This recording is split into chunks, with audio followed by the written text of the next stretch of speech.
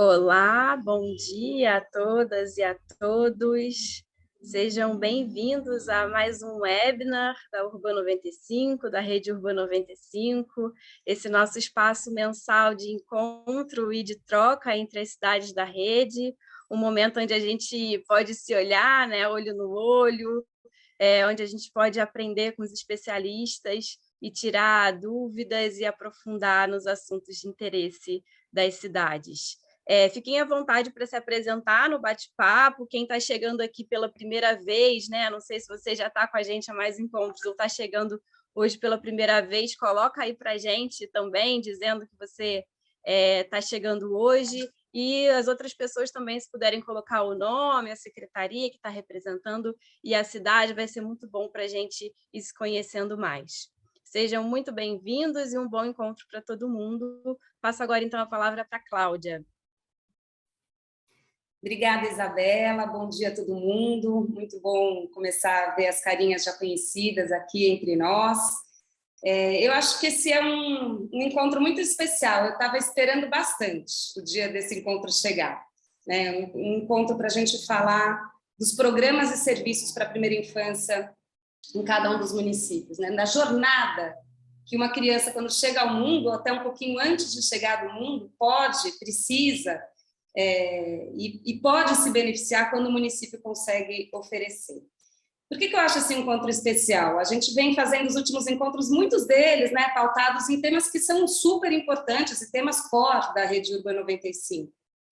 Mas eles são temas mais ligados ao urbanismo, ao planejamento urbano, e programas e serviços de educação, de saúde, de assistência, são também, e principalmente, o modelo de atendimento da infância no nosso país. E que bom que são, né? Que bom que a gente tem creches, que bom que a gente tem serviços de saúde, serviços de assistência, e que bom que cada vez mais eles não estão tão fragmentados, mas sim articulados. Que bom que todos nós estamos olhando para a intersetorialidade e pensando nas composições possíveis. E acho que quando a gente pensou nesse encontro, né, o nome trajetória, né, a jornada, é para que a gente colocasse a criança no centro, e não o serviço, ou a cidade, ou nós adultos, mas a criança que chega ao mundo no comecinho da vida, ela sendo o centro, por onde ela passa. A criança, a mãe, o cuidador, né, nunca ela está sozinha, uma criança de 6 meses, 1 ano, ela é um sistema, né, por si só, ela traz com ela a mãe, o pai, a rede de apoio. E aí esse encontro estava muito esperado e era muito importante, porque a gente tem muitas coisas interessantes já acontecendo no Brasil, a gente tem experiências importantes em muitas das cidades aqui presentes, que podem também, a gente vai ter um tempo aí para debate, que podem trazer também as suas experiências e perguntas, etc. E a gente tem muito ainda a fazer, na verdade, em cada um dos municípios. A gente tem visto, né, a Mônica tem conduzido aí as conversas com os municípios, e tem aparecido cada vez mais esse desejo, nossa, eu quero fazer um programa de jornada de primeira infância, eu quero fazer um atendimento das mulheres grávidas, eu quero ampliar o meu atendimento, eu acho que o atendimento que eu faço ele pode ser ainda mais qualificado, ou como no caso do Mãe Coruja de Recife, puxa, eu percebi que eu perco as mães no primeiro ano, logo que as crianças chegam. Vamos olhar mais para esses programas e serviços, vamos olhar mais para o que a gente tem no nosso município e o que a gente quer ter. Vamos olhar mais para o que tem em outros municípios que a gente quer se inspirar e trazer para o nosso? Então, o encontro de hoje traz 2 convidadas muito especiais. Uma delas é a Heloísa Oliveira, que vai começar a fala dela. A Heloísa Oliveira tem uma ampla trajetória, trabalhou na Fundação Banco do Brasil, depois teve uma passagem muito importante pela Fundação Abrinq, deixando uma marca nos direitos de crianças e adolescentes aqui no país muito forte. Ela depois foi diretora de Relações Institucionais, né, da Fundação Maria Cecília Souto Vidigal, e hoje vai contar um pouco de onde ela está, né, contar da trajetória atual, do momento atual. Mas a Heloísa é, para mim, a pessoa que tem mais conhecimento, né, conhecimento em termos teóricos, mas também conhecimento em termos práticos, aliados também a uma generosidade em ensinar, em compartilhar, em ajudar a transformar esses conhecimentos em prática, que eu acho que eu não vejo com tanta facilidade no mundo. Ela sempre foi muito generosa comigo, me ensinou muito durante a minha trajetória. Então, eu queria agradecer não só a presença hoje aqui, mas a todo o apoio que você deu na minha carreira, na minha vida profissional, e por eu estar aqui hoje também já muito mais sabida do que eu era antes. Então, que a gente saia de hoje um pouquinho mais sabida pelo encontro com a Heloísa. E a Ana Sofia, que eu conheci lá no Recife, que foi uma parceirona também da nossa estratégia Urbana 95 na cidade do Recife, ela trabalhava no município antes, e gente boa vai crescendo, né? Vai ganhando mais espaço, hoje ela está lá no estado, como diretora das políticas estratégicas do Mãe Coruja de Pernambuco, que também é um caso, né, para o nosso país, né, uma inspiração. Então, acho que vai ser um encontro muito rico, que vai reunir teoria, prática e também a generosidade dessas duas mulheres aqui para compartilhar conosco o que elas aprenderam nessa jornada. Então, é isso, a gente começa com a fala da Heloísa. Algo mais, Isabela ou Mônica, ou a Heloísa já pode pegar por aqui? Pode seguir. Então, tá bom, Elo, está com você. Muito bem-vinda. Bom, obrigada, Cláudia. Bom dia a todos e todas. É um grande prazer estar aqui. Eu adorei o convite da Cláudia e a gente tem se encontrado em diferentes momentos, né? E hoje eu estou aqui para falar sobre de um outro lugar. Eu estou à frente do Instituto OPI de Saúde. Eu aceitei esse convite porque é um grande desafio, na minha opinião, é um instituto novo, cuja proposta é mais do que fazer coisas novas, é articular o que já existe. Então, o nosso olhar é para os primeiros 1000 dias, portanto, dentro da primeira infância, e olhando naquela lógica que a Cláudia mencionou, que a primeira infância é, na verdade, o começo da jornada da vida. Então, assim, a gente precisa olhar para a vida de uma pessoa como uma grande jornada, e a primeira infância, em especial, olhando, pode mudar o slide, olhando para a primeira infância e olhando para os primeiros 1000 dias, a gente pode ainda fracionar essa jornada em 4 períodos. Aí tem mais isso. Esse é o período da fração da jornada da primeira infância, que é a jornada dos primeiros 1000 dias. E por que é importante a gente olhar para isso como esse período, com esse ciclo?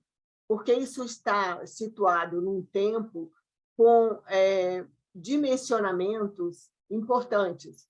A gestação, você conta em semanas, ou pode ser meses ou trimestres, mas é muito importante a gente pensar que, a partir do momento em que você tem a confirmação de uma gestação, já decorreram algumas semanas. Portanto, é um momento em que você tem que uma série de medidas, uma série de serviços, uma série de procedimentos a se fazer, de orientação e de atendimento, de serviços a essa mãe, e tem um tempo curto para que isso seja feito dentro desse intervalo. O nascimento é um outro período que também é muito importante, e a gente precisa enxergar que nós estamos falando aí de horas. Pode ser de 24 até 72 horas, ou seja, todo o cuidado com o nascimento precisa ser pensado, que ele precisa estar à disposição da mãe e da criança nesse intervalo de horas. E depois vem o período neonatal, que é da 1ª até a 4ª semana, e o pós-neonatal, do 1º ao 24º mês. E aí eu fiz esse detalhamento da jornada dos primeiros 1000 dias, mas poderia fazer da primeira infância como um todo, mas o que eu queria chamar a atenção é que essa é a forma que precisamos olhar para o atendimento à mãe e à criança, enxergando que existe uma janela de tempo em que os serviços precisam estar preparados e adaptados para atender a essa mãe. Pode mudar, por favor. E aí tem um outro ponto que a gente fala muito de intersetorialidade, mas a gente precisa pensar da intersetorialidade na prática. E nós defendemos que a saúde é a porta de entrada, porque a partir do momento que você tem um exame confirmando a gestação, é uma oportunidade para você integrar a oferta desse serviço da família. Ou seja, a saúde como eixo integrador desses serviços. Pode ir carregando os outros. Por quê? É na saúde que começam, então, esses direitos da criança, e aí, claro, da mãe, né? E antes mesmo da criança vir ao mundo, quando você está garantindo assistência para a gestante, você está, na verdade, garantindo o direito da criança também. No cuidado com a gestante, com a família na qual ela vai nascer. E as ações das outras áreas, principalmente a área de educação e de assistência social, voltadas, né, para a primeira infância, elas podem ser acionadas e integradas ao serviço de saúde materno-infantil, à medida que as coisas vão acontecendo e que o atendimento vai se dando. Um exemplo disso por exemplo, na unidade básica de saúde é atendida uma mãe adolescente. Essa mãe adolescente ela está na escola, então isso demanda uma integração com a área de educação, saber qual escola que essa adolescente está frequentando, também se essa adolescente vive numa situação de vulnerabilidade, se ela precisa de uma orientação da assistência social, porque certamente ela é uma mãe despreparada para a maternidade, é uma maternidade precoce. Então, tudo isso pode ser acionado a partir do momento que se identifica que essa mãe é uma adolescente, portanto, vai precisar acionar esses outros serviços e vai precisar integrar esse atendimento para que essa mãe e essa criança tenham o seu atendimento absolutamente integrado e intersetorial. E tudo isso, esse é um exemplo, né? Mas, à medida que os atendimentos vão acontecendo, as demandas da família elas vão aparecendo e é preciso que isso pode acontecer a partir dessa visão, desse atendimento na saúde. Aí pode mudar o slide. E aí, então, eu trouxe esse exemplo da grávida adolescente, que certamente vai demandar essa integração, né, com a área de educação e talvez com a assistência social. Mas eu queria deixar aqui uma pergunta para vocês que estão participando, que são dos municípios que fazem parte do programa Urbano 95, se tem outros exemplos que vocês podem trazer da cidade de vocês, de situações que vocês já conhecem, que vão também demandar ações intersetoriais. Eu pediria a vocês que colocassem no chat se vocês têm algumas situações que vocês já identificam que poderiam se enquadrar nisso que nós estamos falando. Eu vou deixar aqui uns 2 ou 3 minutinhos, eu vou falar um pouquinho, mas eu peço que vocês coloquem aqui no chat. E assim, aqui tem um comentário que eu achei muito interessante, que a intersetorialidade é a chave e, ao mesmo tempo, a maior dificuldade encontrada pela gestão pública. Por outro lado, quando a gente consegue desenvolver as ações setoriais, os ganhos são grandes. Daí eu digo que, de fato, é isso, só que a intersetorialidade ela precisa sair dos planos e precisam ir para a prática do serviço, precisa ir para o atendimento. Então, esse eu acho que é o grande... É um ganho muito grande se conseguirmos preparar os atendimentos, os serviços para enxergarem essa necessidade da intersetorialidade na prática, no serviço, no dia a dia. A Maria Brant colocou aqui um exemplo, um atendimento do Criança Feliz identifica que a criança não tem vaga na creche. Então, assim, isso precisa estar sendo integrado. Então, eu vou deixar e vou seguir a apresentação, porque a gente tem um tempo limitado agora, e depois eu acho que o pessoal do CECIP, que está organizando o webinário, pode sistematizar esses exemplos, certo, Isabela? Bom, aí, seguindo, e como que a gente pode implementar essa política de integração? Não tem muito segredo, não tem nada que ser inventado. A gente tem boas políticas, a gente tem muita riqueza de detalhamento, de material, de metodologias para isso. A Política Nacional de Assistência Integral à Saúde da Criança, ela é muito completa e ela já prevê isso que a gente está falando aqui. A organização de ações e dos serviços de saúde ofertados pelos diversos níveis e redes temáticas de atenção à saúde, a promoção de ações intersetoriais para superar a fragmentação das políticas sociais, o monitoramento e avaliação das ações implementadas e a qualificação de gestores e trabalhadores para esse tipo de atendimento, enxergando as conexões intersetoriais.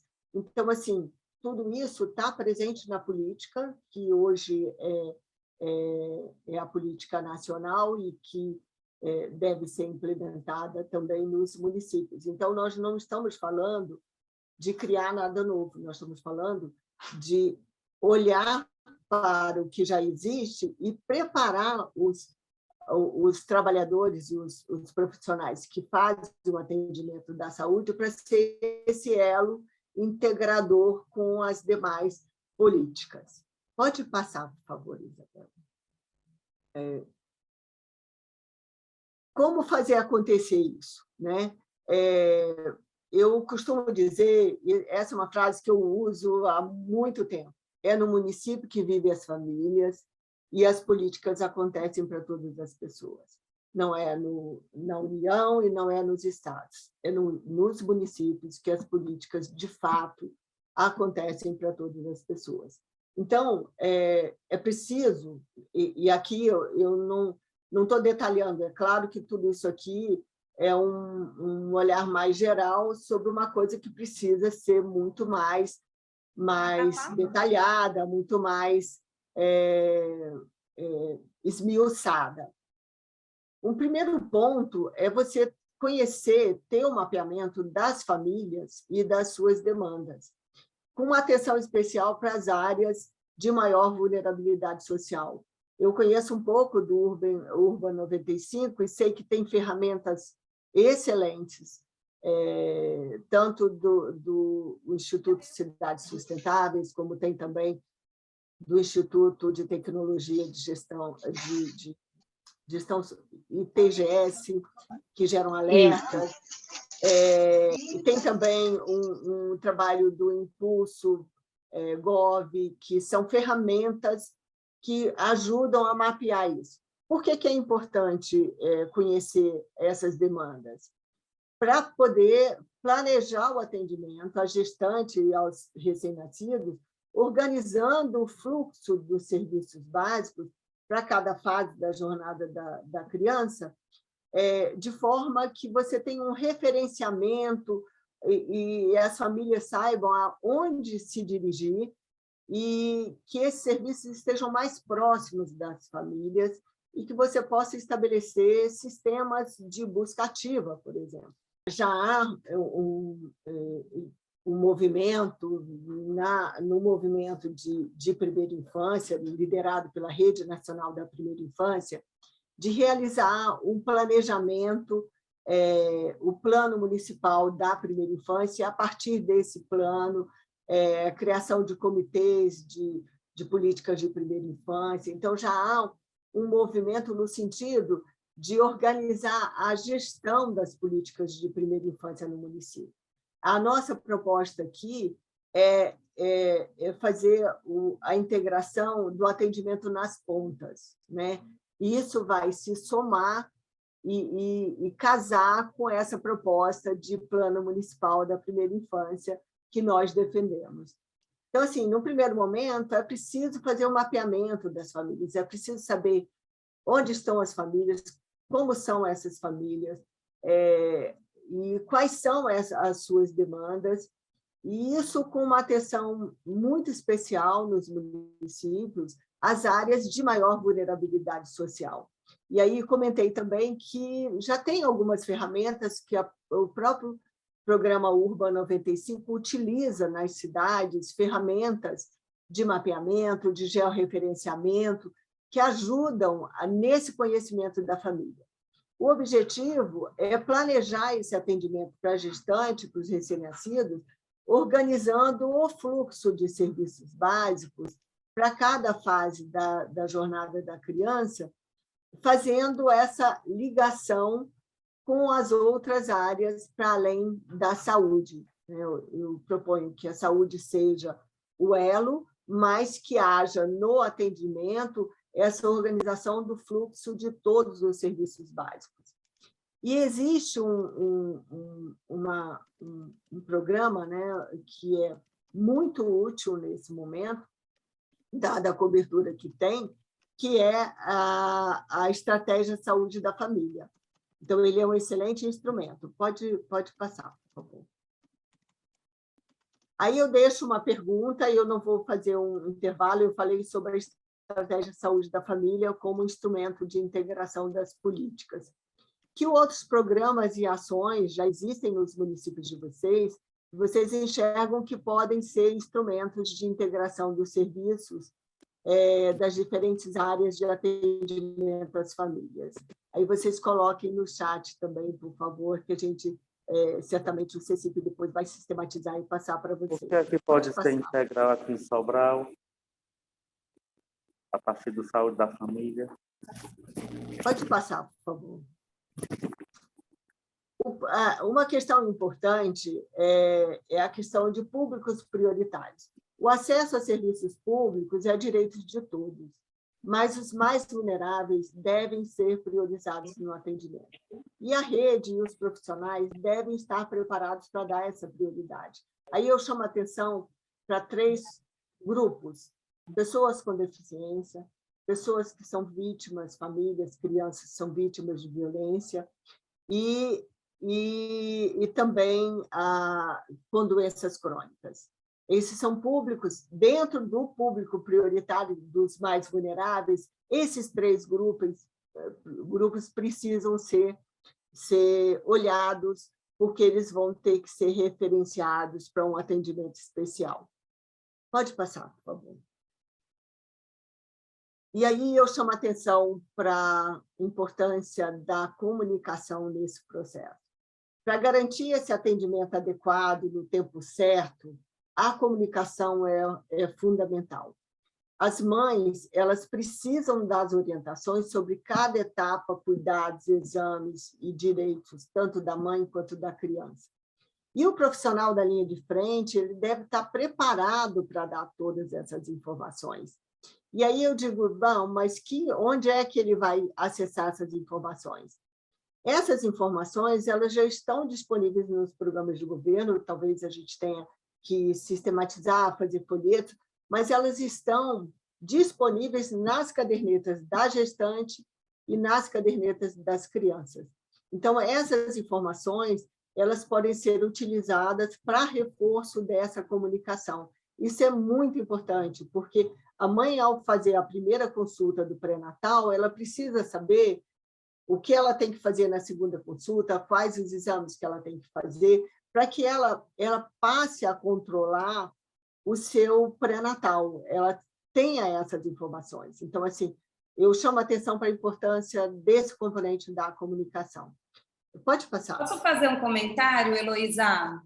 Pode. No meio da sua apresentação, eu acho tão interessante essa maneira como você apresenta os programas e serviços nessa articulação com a política pública nacional. né? Alguns municípios, acho que todos, né, têm aí a estratégia de saúde da família, tem uma série de ações, e muitas vezes a gente vai recriando, né, novos folhetos, novos documentos, novos conteúdos, e acho que o que você traz hoje aqui é assim, vamos voltar para a política nacional, olhar o que a gente tem ali e pensar como é que a gente lapida isso, como é que a gente entende um pouco melhor no território, quais são as barreiras, quais são as motivações, o que está faltando ali, mas a gente não precisa reinventar a roda, né? A gente tem, e aí acho que você traz isso, é muito legal, a gente tem um material de excelente qualidade na política nacional da saúde, né? Inteira, né? No Ministério da Saúde tem uma série de documentos e informações que a gente pode e deve lapidar e aprimorar para o uso no território.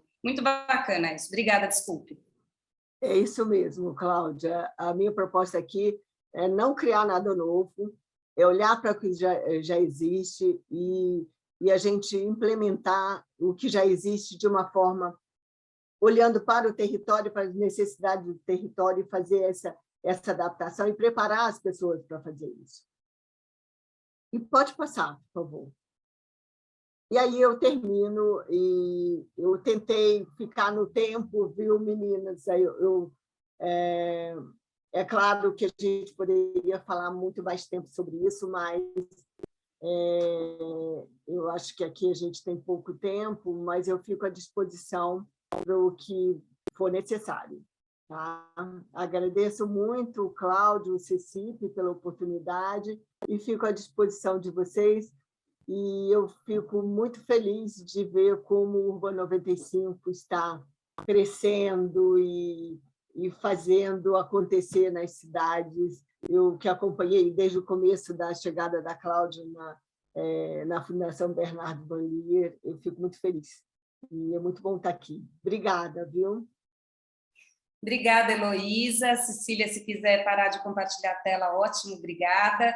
É sempre maravilhoso te ouvir e retomar, né? Eu acho que, Elo, vai ser muito importante para os municípios, né? A gente tem aqui 24 municípios, eu estou vendo pelo chat que quase todos, se não todos, estão hoje aqui presentes, né? E cada um está se pensando nos programas e serviços, e a Heloísa realmente ela traz aí essa costura com a política nacional, que eu acho que, Mônica, deve ser um norte para nós, né? A intersetorialidade e o pacto federativo, o que o Estado está nos oferecendo, o que o governo nacional, federal está nos oferecendo para que a gente possa avançar nas nossas políticas mais nos territórios, né?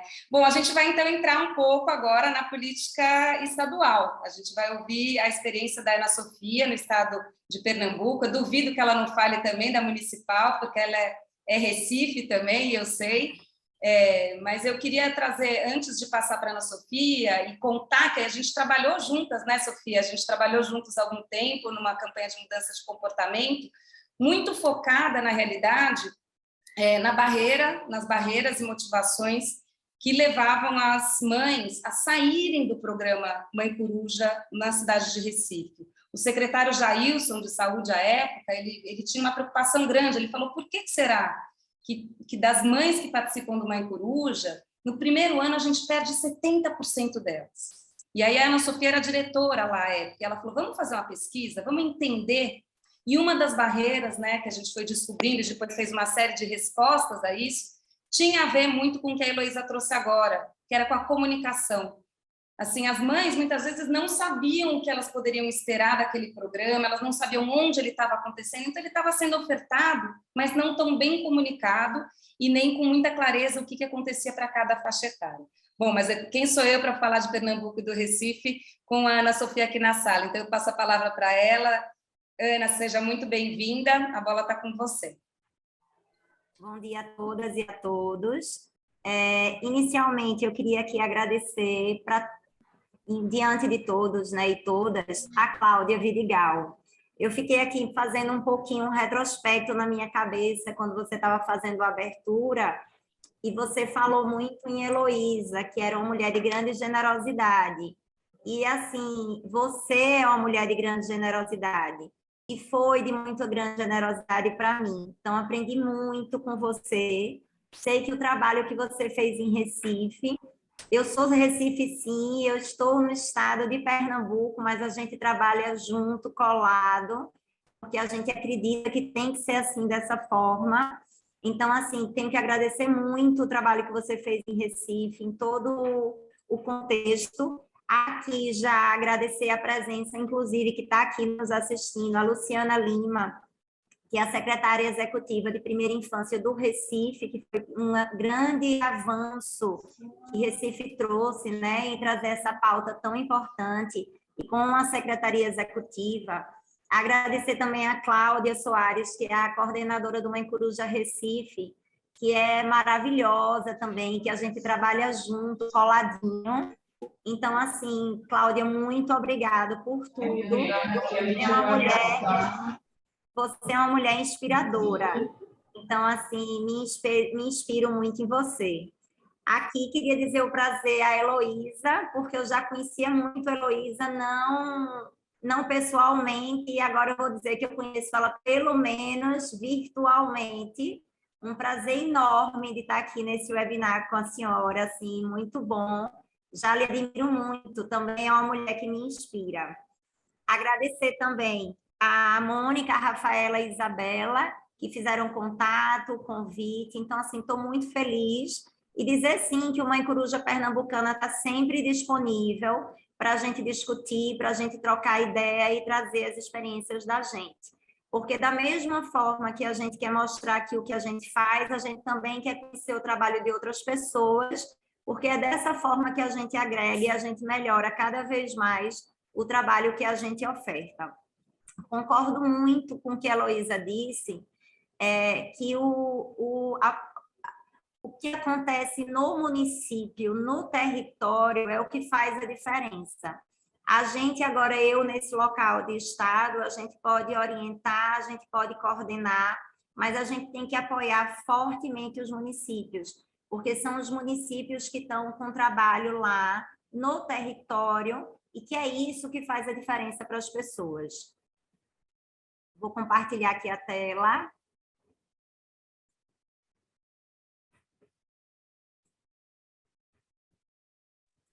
Enquanto a Ana Sofia vai compartilhando a tela dela, eu vou dar um spoiler que a Claudinha Soares, que é do Mãe Coruja de Recife, está aí na parceria conosco, construindo o currículo do Mãe Coruja, detalhadamente, um ano de muito trabalho e detalhe, e que está sendo lançado esse próximo mês, né? A gente está super orgulhoso dessa parceria, são uma série de cadernos e cartilhas construídas a muitas mãos e que podem servir aí para outros municípios também como referência, como ponto de partida, ou como currículo mesmo a ser implementado, parceiro, porque Recife, enfim, acho que está produzindo isso para poder também compartilhar com todo mundo. Então, spoiler dado. Está conseguindo, Ana? Não deu certo, Sofia? Você está vendo minha tela? Ainda não. Ainda não, então, peraí.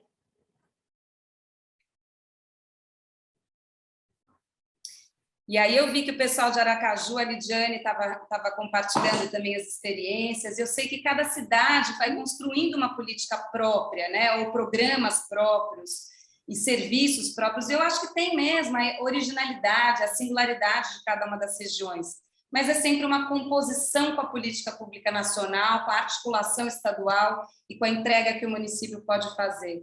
E que isso não seja, né, por exemplo, no caso de Pernambuco e de Recife, que não, né, não é uma ação eleitoreira para ter um programa com nome. Eu lembro da preocupação do Luiz Fernando em Jundiaí, falando, eu não quero ter um programa com nome para dizer que eu lancei um programa, não quero mesmo. Mas quando a gente tem uma marca e um nome, a gente tem também uma estratégia de comunicação para que a população, as mulheres grávidas, os bebês, eles encontrem esse caminho para o programa e para o serviço. Então, o Mãe Coruja é um exemplo disso, né? Ele é um caminho para a mãe chegando e podendo ser melhor apoiada. Pronto. O Mãe Coruja ele foi implantado em 2007 aqui no estado de Pernambuco. Ele virou uma política pública estadual com a Lei 13.959, em dezembro de 2009.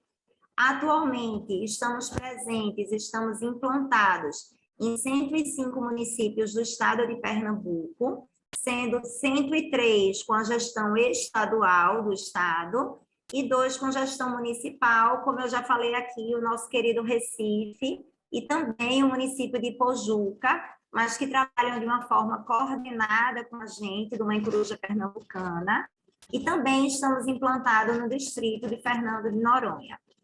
O Mãe Coruja ele já foi criado e alicerçado no princípio da intersetorialidade.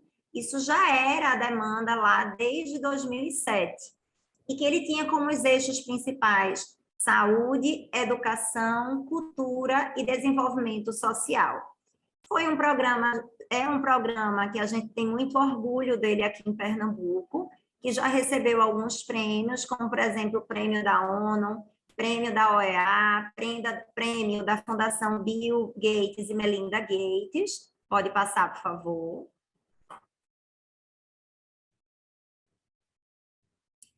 E o que é que a gente tinha o contexto lá atrás, em 2007, para a gente ter o contexto da implantação?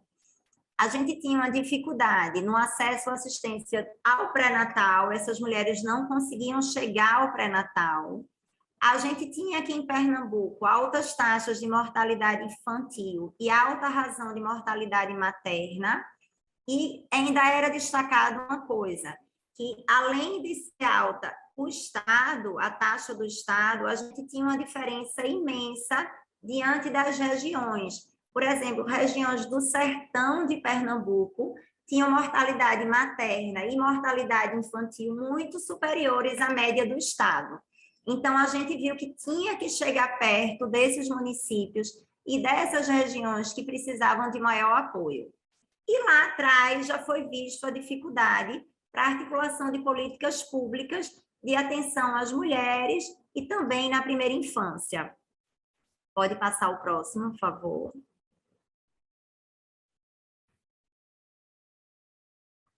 A missão do Mãe Coruja: contribuir para a redução da mortalidade materna e infantil no estado de Pernambuco.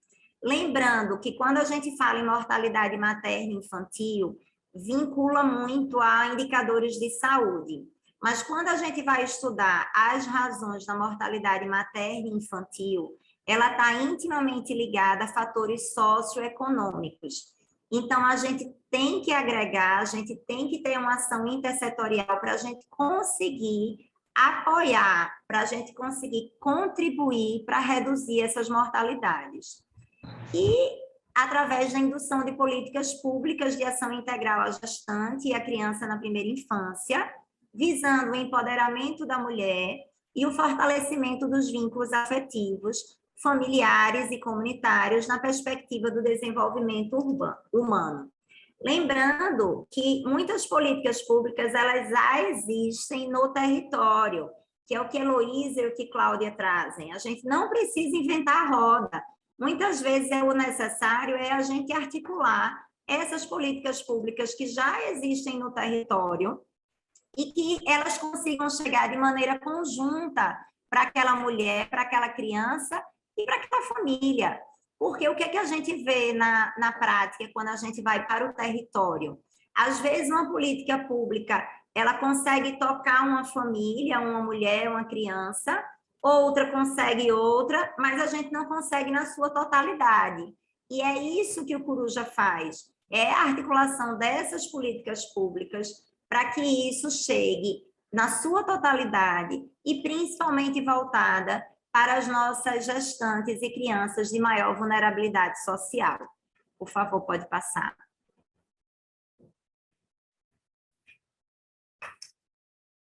Nós trabalhamos com a intersetorialidade, temos 9 secretarias estaduais envolvidas e todas as ações são acompanhadas pelo governador do estado de Pernambuco. Temos a Secretaria de Saúde, Educação e Esportes, Desenvolvimento Social, Criança e Juventude, Cultura, Mulher, Trabalho, Emprego e Qualificação Profissional, Desenvolvimento Agrário, Secretaria de Planejamento e também de Projetos Estratégicos.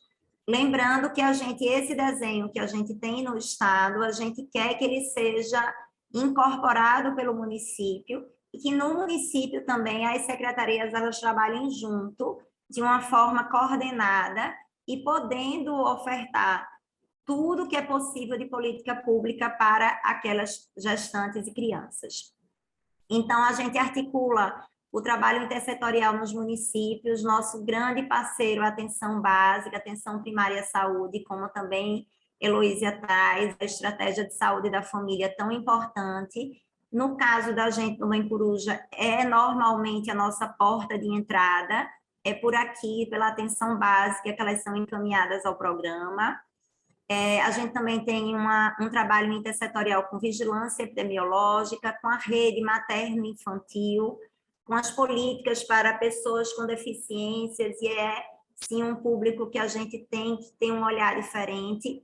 E, inclusive, por causa disso, o governo do estado de Pernambuco criou um novo programa, que é o Olhar para as Diferenças, que faz esse acompanhamento dessas crianças na primeira infância com deficiência. Então, a gente trabalha em parceria, trabalha articulado com esse programa também, porque é muito importante essa visão. Então, são programas quase que irmãos. A gente trabalha também fortemente com a educação, eu vou falar mais disso na frente, com assistência social, com ações para empoderamento de mulheres, o Conselho Tutelar e também com os direitos humanos. Pode passar, por favor.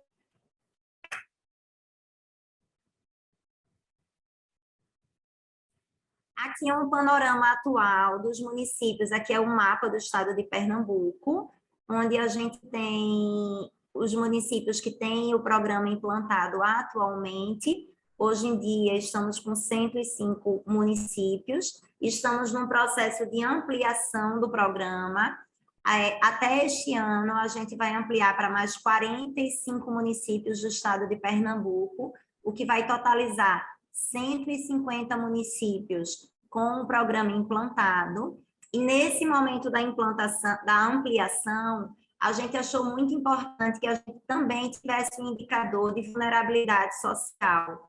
Então, também para a inclusão do município no programa, a gente foi na base do CAD único, que é o sistema da assistência social, para procurar, por exemplo, quais eram os municípios que tenham um percentual maior de população vivendo em extrema pobreza.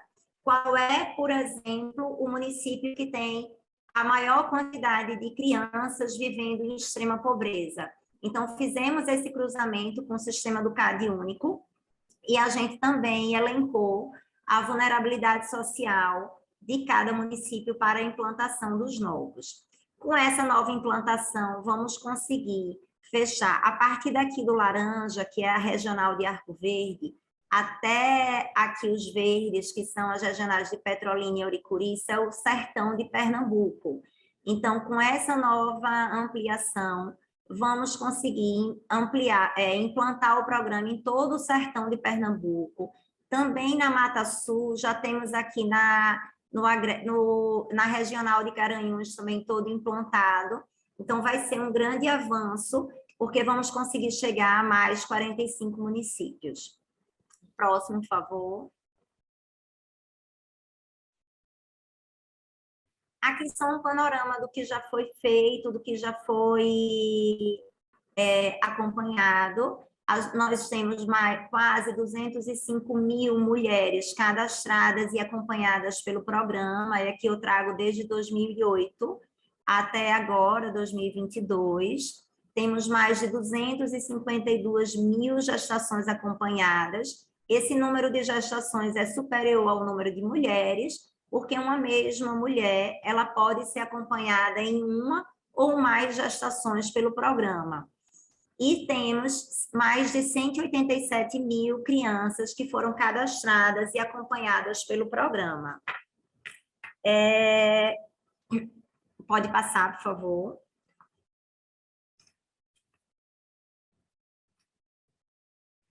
Só antes de a gente começar aqui, fizemos um estudo para ampliação, mas também fizemos um estudo dos municípios que já tinham uma Coruja implantado. Como eu falei, temos 15 anos de história do programa. Nem todos os municípios têm 15 anos, porque ao longo de 2007 foi implantado, 2008 começaram os cantos a funcionar, e depois alguns outros em 2010, alguns outros em 2012, e assim por diante. Mas a gente fez um estudo e que a gente comprovou, sim, a eficácia do programa nesses municípios que já tinham o programa implantado. E, diante disso, é que surgiu a ideia e a proposta e a estratégia da gente ampliar, assim, o programa, principalmente no momento que estamos vivendo uma crise sanitária, que essa crise sanitária, ela piora em muito uma crise econômica, e dessa forma, você aumenta a vulnerabilidade social das pessoas. E aumentando, a gente viu que era importante, sim, ampliar um programa social, ampliar o programa Mãe Coruja Pernambuco, para apoiar os municípios, e todos juntos a gente consiga, assim, melhorar essa perspectiva de desenvolvimento humano dos nossos pernambucanos. O acesso ao pré-natal e a atenção de qualidade impactam na primeira infância é um pouquinho do que a Heloísa já trouxe anteriormente. Pode passar, por favor.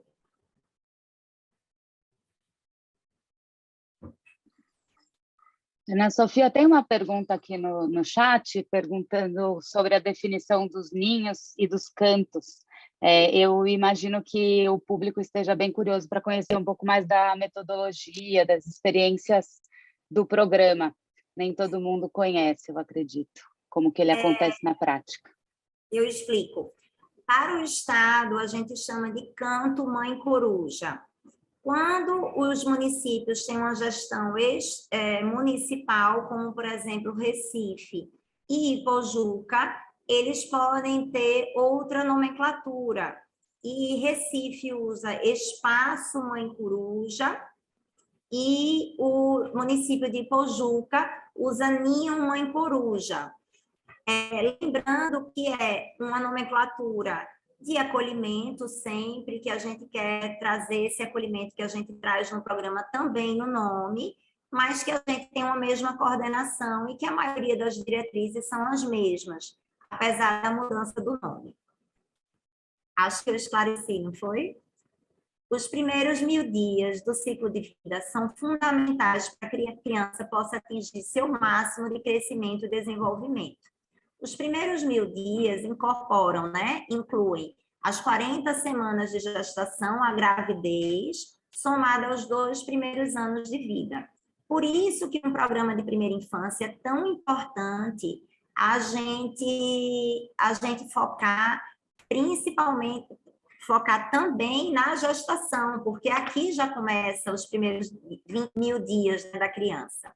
É um período de crescimento acelerado e relevante importância da oferta de nutrientes e estímulos, e ações nesses períodos podem impactar na redução da mortalidade e danos ao crescimento, neurodesenvolvimento futuro da criança. Pode passar, por favor.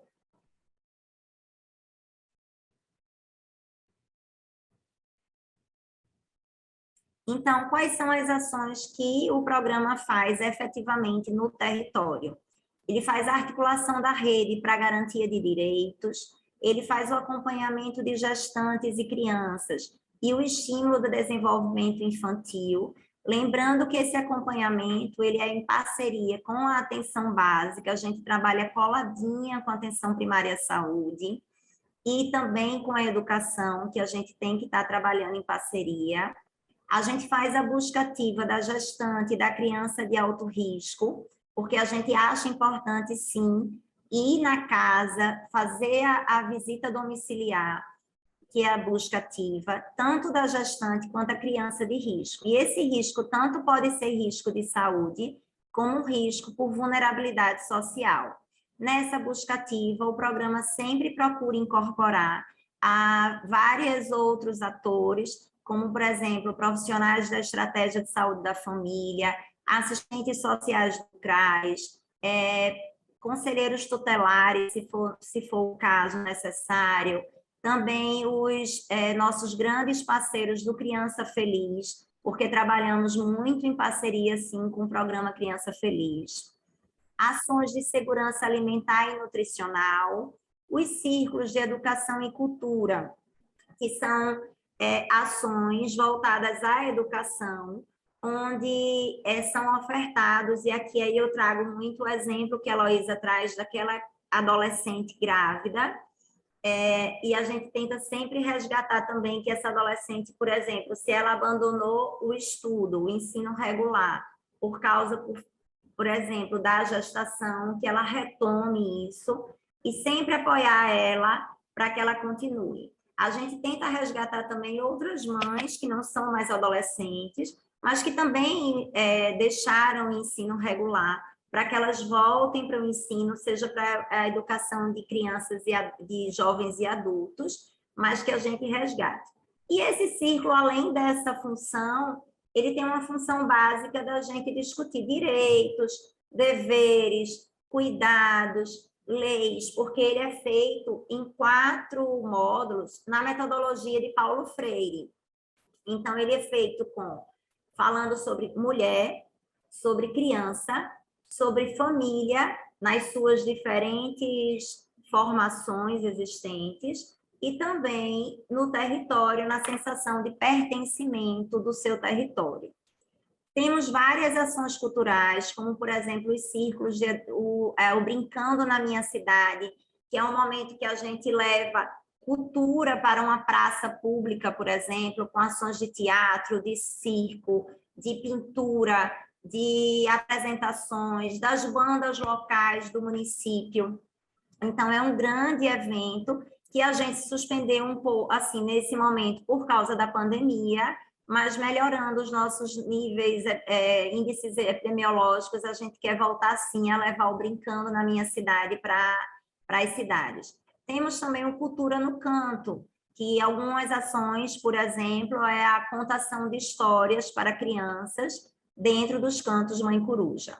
Ofertamos também cursos de qualificação profissional, que aquela gestante ou aquela mulher que já foi acompanhada pelo programa enquanto gestante, mas que tem sua criança na primeira infância, ela possa, sim, fazer um curso de qualificação profissional e isso, por exemplo, gerar uma nova renda para sua família. O próximo, por favor. Vou falar bem rapidamente aqui. A gente faz esse acompanhamento junto com a atenção primária à saúde, com a estratégia de saúde da família. A gente apoia o estímulo ao acompanhamento da puericultura, o estímulo à vacinação, o estímulo ao aleitamento materno, o estímulo à alimentação infantil saudável, segura, respeitando a cultura alimentar regional, o estímulo à matrícula em creches e escolas, e aí a gente está fortemente trabalhando junto com a educação, para que todas as crianças que são acompanhadas pelo programa, elas tenham acesso a creches e escolas. A gente também faz a articulação com assistência social e a gente trabalha juntinho com os CRAs para garantia de direitos, para a proteção social dessas crianças. Pode passar o próximo, por favor. Temos também no Coruja o Plano de Desenvolvimento Infantil, que a gente faz orientações sobre os marcos de desenvolvimento infantil e alerta sobre sinais de atrasos. Lembrando que essas oficinas, a gente está num processo de remodelação, porque a gente tinha um kit que era ofertado para as mães, mas que esse kit, por problemas de licitação, a gente não conseguiu e a gente está fazendo a remodelação disso para o retorno dessas oficinas com efetividade, e uma grande parceria que a gente tem é com a Prefeitura da cidade do Recife, que é para fazer, por exemplo, materiais que a mãe possa ajudar no desenvolvimento infantil, mas, por exemplo, com materiais recicláveis, que são materiais de baixo custo e que ela vai fazer a oficina para aprender e também para entender a importância da estimulação da sua criança. A gente sempre... Sofia, oi. Desculpe te interromper, a gente tem mais 3 minutinhos para ir fechando, tá bom? Eu vou correr, eu vou pular alguns slides, infelizmente. Isso, faz suas escolhas aí para esses 3 minutinhos. Tá. A importância do brincar como fundamental na vida da criança, a importância da interação e vinculação da criança, mãe, família, e as oficinas de contações de história. O próximo. Temos um álbum do bebê, que é uma ferramenta educativa, indutora de afeto e de cuidado. Esse álbum é ofertado para todas as gestantes e crianças, né, acompanhadas. O estímulo aos cuidados, o fortalecimento dos vínculos criança, mãe, família, e o estímulo à identidade da criança. Aqui a gente resgata também a foto, porque a gente disponibiliza essa foto da criança, da mãe gestante da criança, para ser colocada nesse álbum. Aqui alguns exemplos de fotos que a gente disponibiliza, que é justamente um trabalho, é um processo de vinculação. Pode passar.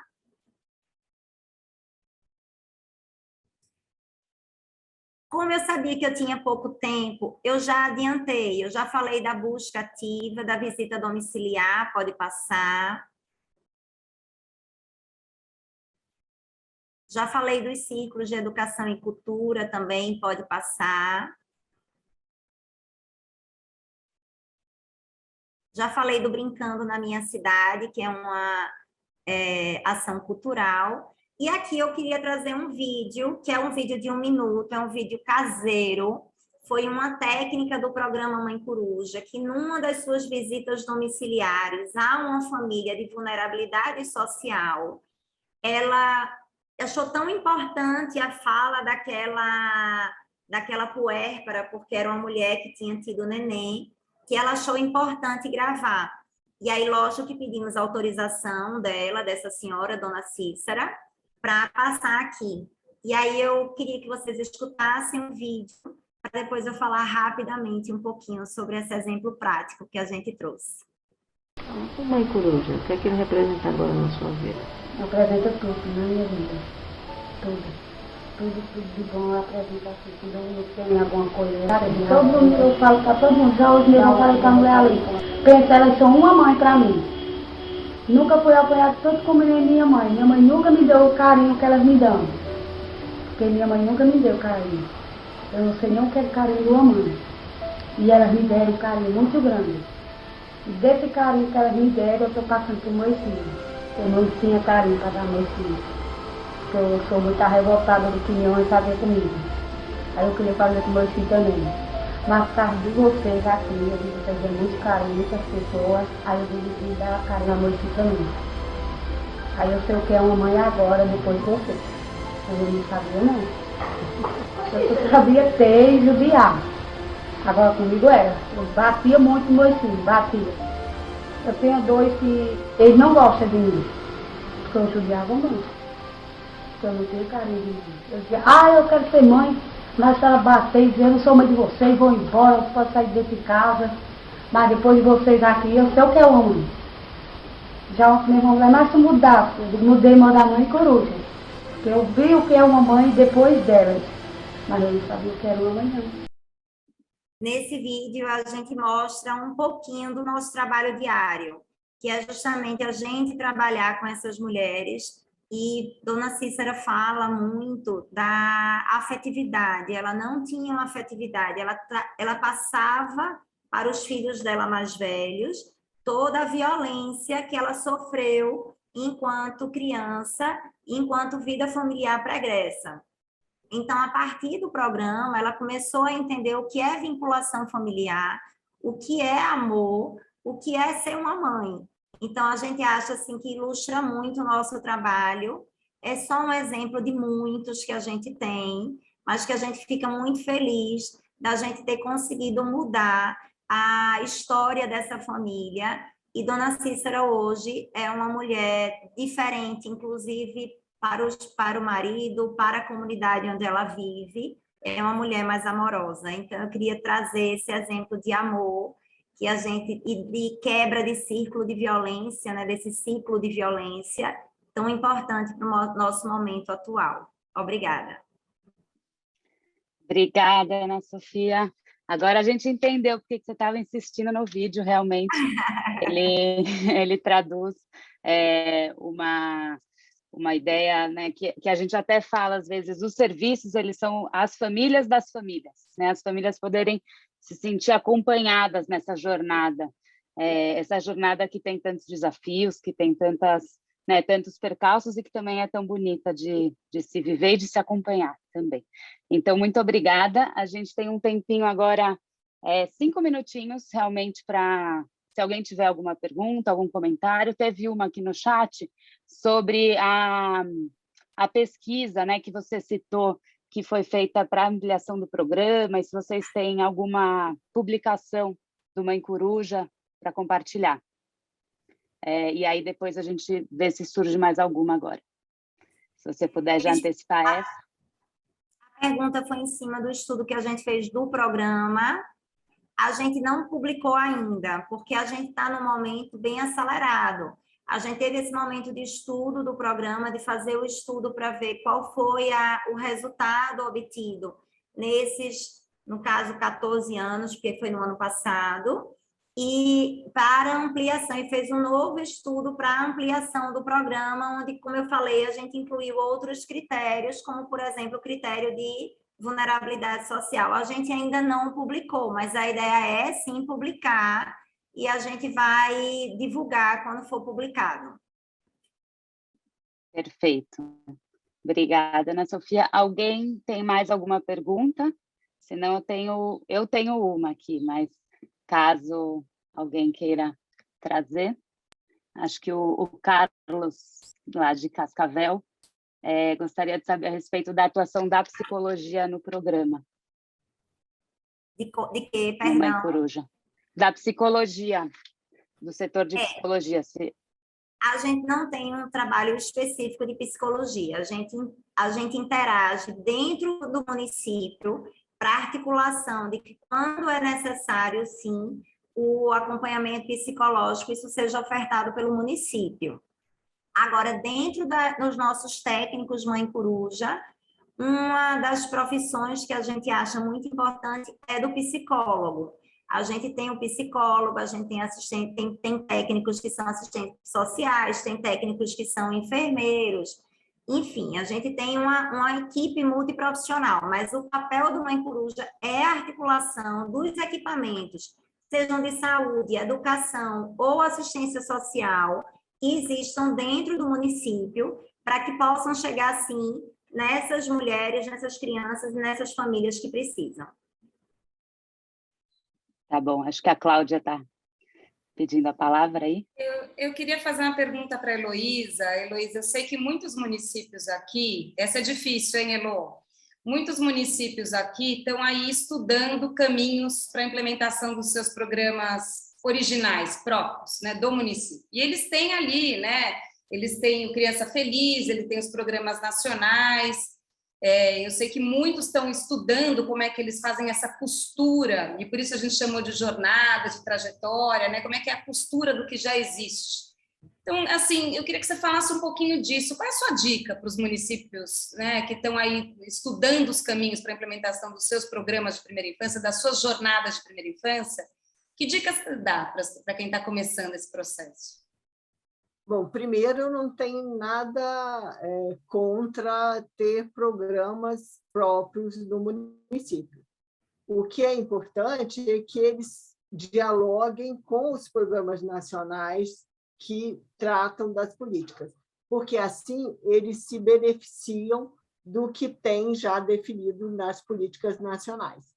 Então, assim, o que eu recomendo é que no programa municipal, na implementação do programa municipal, primeiro que isso esteja no plano municipal da primeira infância e que isso esteja adequadamente retratado no plano, na lei orçamentária, como que isso vai estar transparente para a sociedade, o que está sendo feito para a primeira infância, mas, acima de tudo, olhar para todo o detalhamento das políticas da assistência social, serviço de fortalecimento de convivência e fortalecimento de vínculos, integração do Criança Feliz com o serviço de fortalecimento de vínculos,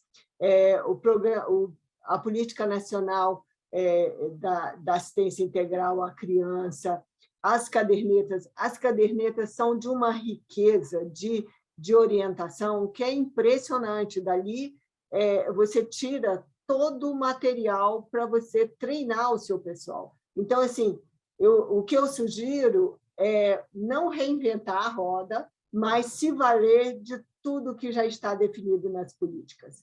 Porque aí o programa municipal, que pode ser um programa municipal com uma marca, com uma identidade, mas que ele beba das fontes das políticas e de outras boas práticas, como, por exemplo, Mãe Coruja e outros projetos que já existem em outros lugares, se valha dessas boas práticas para poder criar o seu próprio programa. Eu podia fazer uma consideração, por favor? Claro, claro. Eu, assim, concordo demais com o que a Heloísa fala. A gente sempre fala muito aqui no Coruja isso.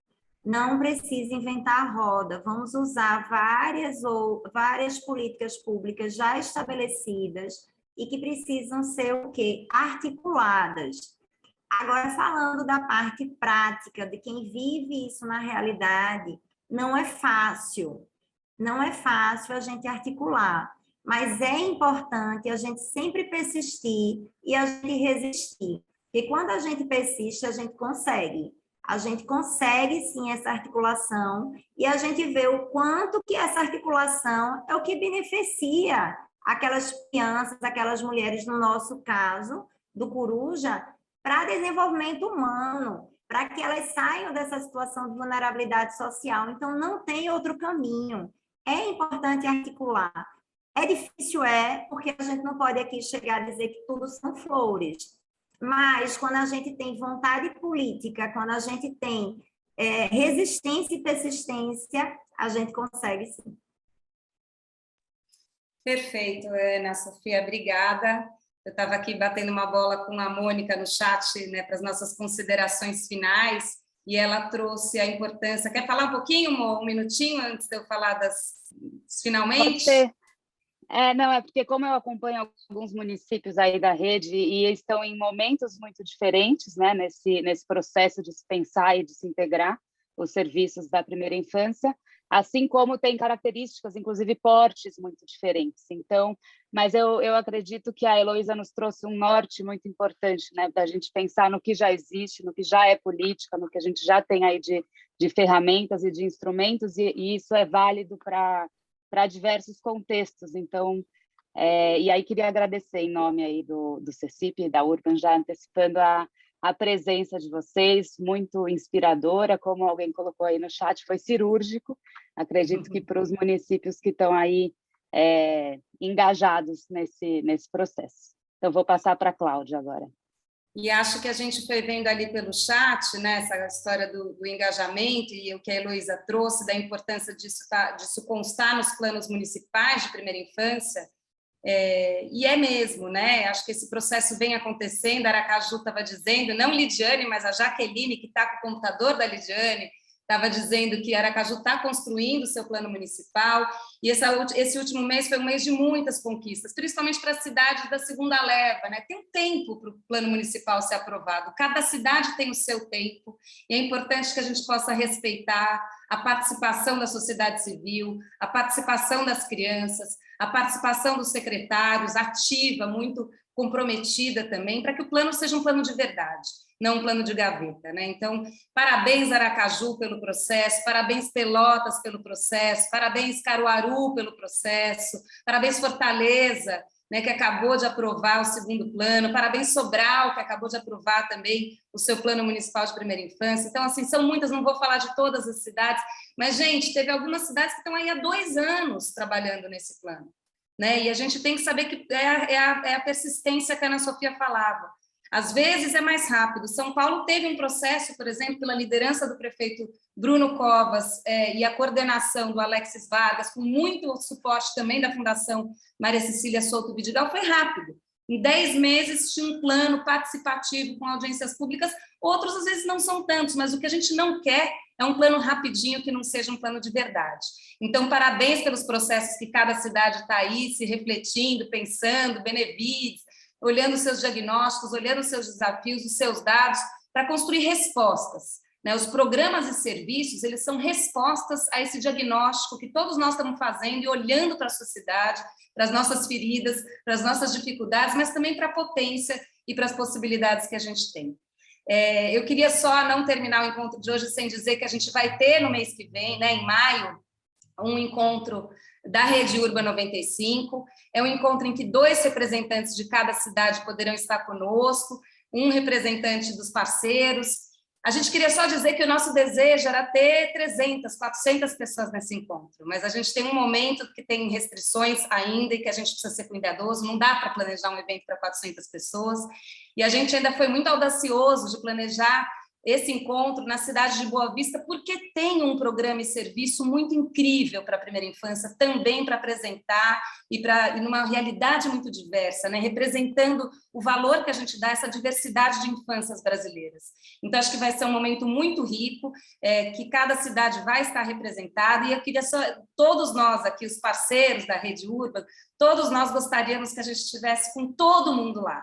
Mas cada cidade vai estar representada por 2 pessoas que vão ser os embaixadores dessa cidade para poder trazer depois as boas práticas e fazer espaços de troca em cada uma das cidades. Então, obrigada, todo mundo já está, cada cidade já trouxe aí os seus representantes, já disse quem vai participar.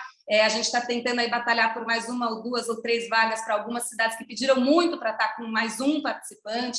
Isso não é um grande problema. Se alguém estiver vivenciando isso, fale conosco, que a gente pode abrir mais 1, mais 2, não é uma rigidez. É só um processo para que a gente não tenha 200 pessoas lá e a gente não consiga aí fazer as visitas em campo, conhecer de verdade e conhecer as pessoas e trocar de verdade. Então, bom, antes disso, a gente ainda tem mais um webinar, e então ele vai ser... Isabela, você pode só falar, então, nesse minutinho final sobre o próximo webinar, para não falar bobagem? Um beijo, gente. Obrigada. Só o anúncio do próximo, então. Muito obrigada, Heloísa. Muito obrigada, Ana Sofia. Foi maravilhoso contar com a participação de vocês, com o conhecimento de vocês e com toda essa generosidade também para compartilhar. Obrigada, viu? Obrigada, Cláudia. Obrigada a todo mundo. Bom, então, o nosso próximo webinar, gente, vai ser no dia 27/4. A gente mudou um pouquinho de horário a pedido de algumas cidades, então a gente vai começar às 9h30, tá bom? Ao invés de 9 horas, a gente começa às 9h30 e vai ser um preparatório, então, para um pouco para esse encontro. Mesmo quem não vai ao encontro, a gente não vai falar só do encontro, né? A gente vai trazer experiências de Boa Vista, do Família que Acolhe, então está todo mundo mais que convidado para esse momento, tá bom? Bom dia para todo mundo. Até o próximo.